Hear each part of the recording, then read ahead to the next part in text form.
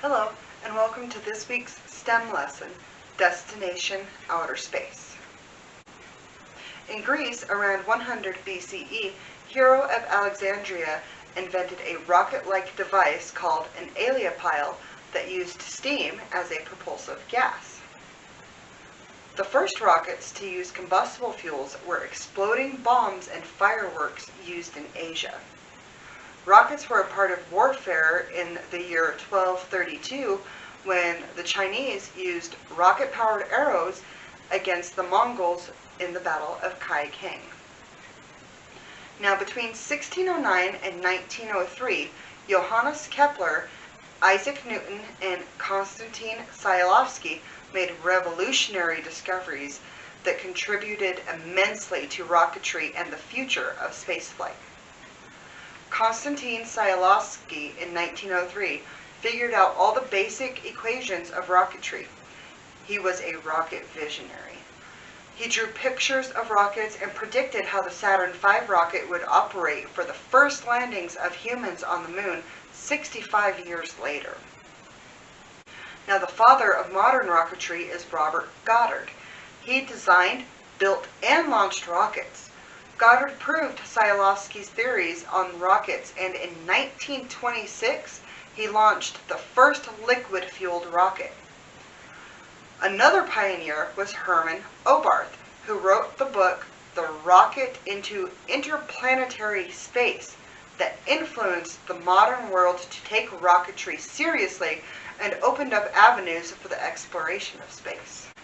Wernher von Braun and Oberth launched the first rocket capable of reaching space, called the German V-2 rocket, and after World War II, they worked with the U.S. to develop the Saturn rockets. His developments enabled the U.S. to eventually go to the moon. The first spacecraft to leave Earth's atmosphere was the Soviet-built Sputnik. Sputnik 1 was launched on October 4th, 1957. Now, the first American spacecraft to reach orbit was the Explorer 1, which launched on January 31st, 1958.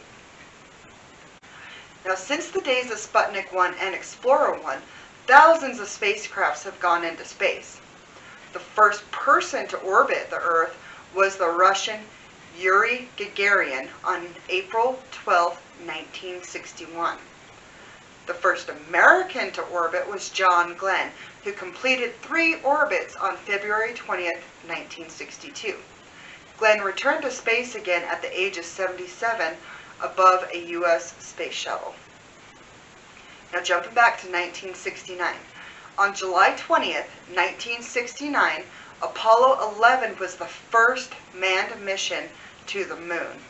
Altogether, 6 successful landings on the moon were achieved, all Apollo capsules on top of the giant Saturn V rocket.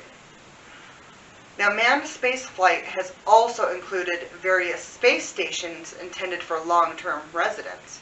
Construction of the International Space Station began in November 1998.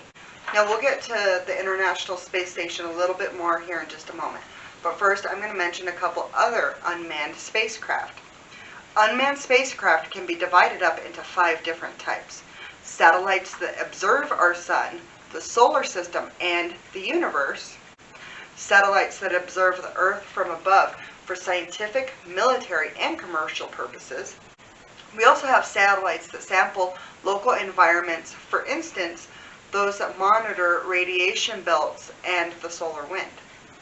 Satellites are also used for the benefit of humanity, such as communication satellites and the GPS systems used for determining position.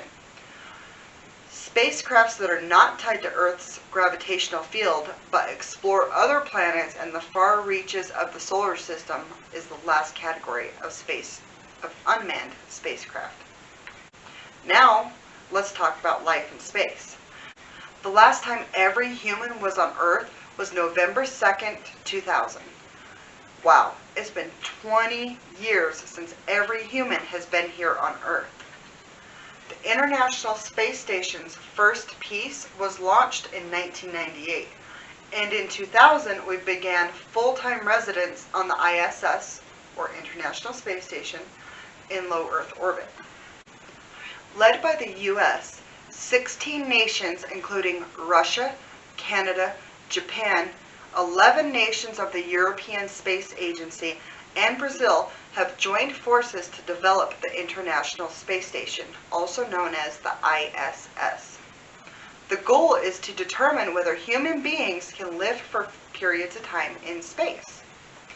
The ISS orbits about 250 miles above Earth, traveling at a speed of about 17,398 miles per hour. The ISS circles the Earth every 90 minutes, or about 16 orbits per day.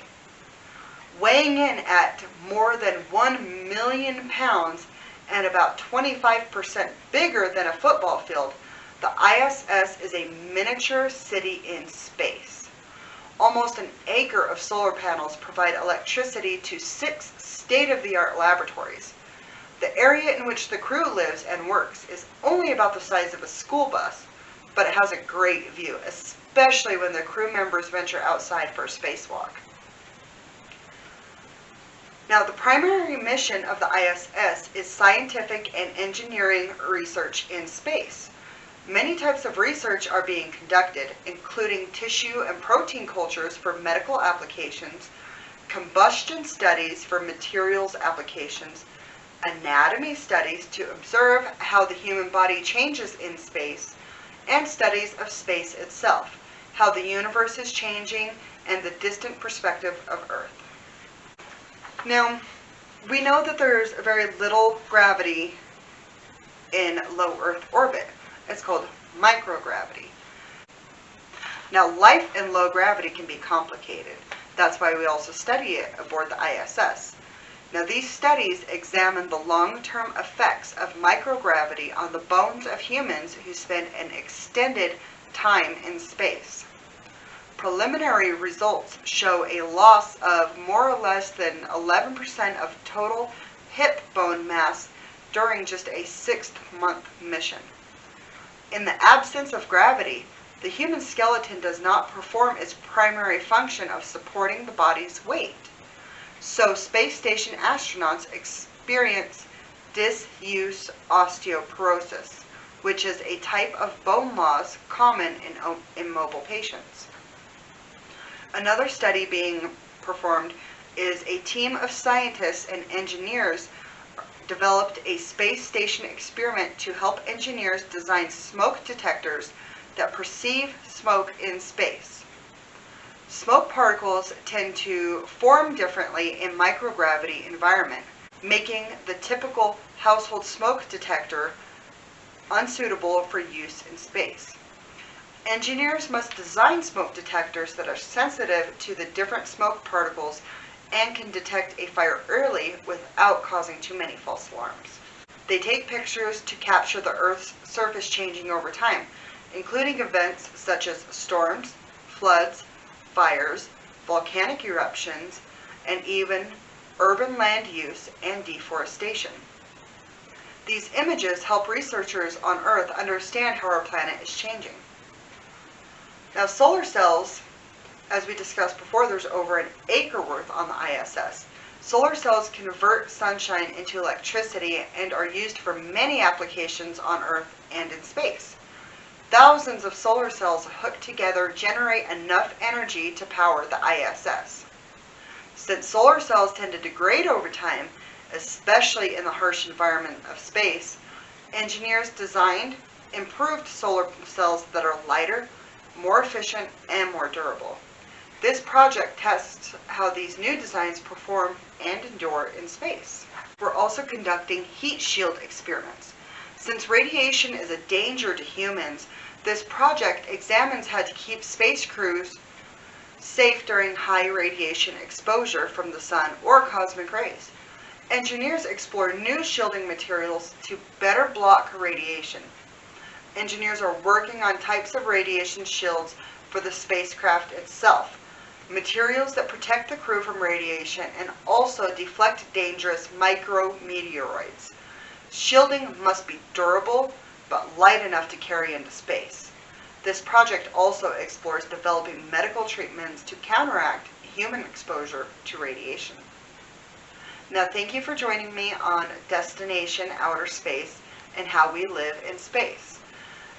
Please like and subscribe to our YouTube channel and be sure to look out for our next STEM video. Thank you and have a great day.